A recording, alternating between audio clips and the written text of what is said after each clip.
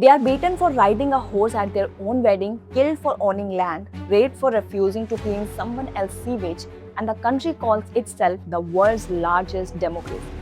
Dalits, formerly called untouchables, make up over 16% of India's population, that is 210 million human beings assigned at birth to the bottom of a caste hierarchy that has existed for over 3000 years. They are not allowed to touch, not allowed to enter, not allowed to rise, and when they dare to, they are reminded violently of their place. Every 10 minutes, a crime is committed against a Dalit somewhere in India.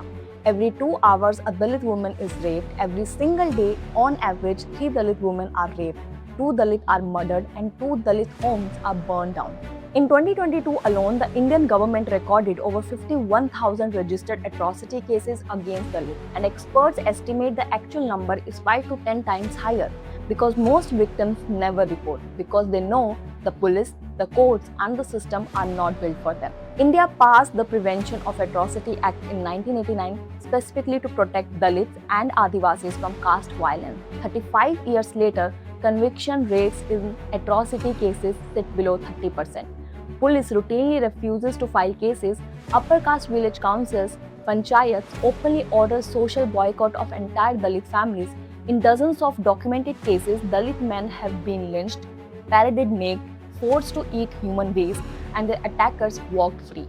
97% of India's manual scavengers are Dalit. Manual scavengers was banned in 1993, then banned again in 2013. Deaths continue every week, convictions zero. This is not a law and order failure. This is a system working exactly as designed. Dalit children sit separately in over 35% of government schools. Documented by the government's own surveys, Dalit patients are denied treatment or made to wait last in government hospitals.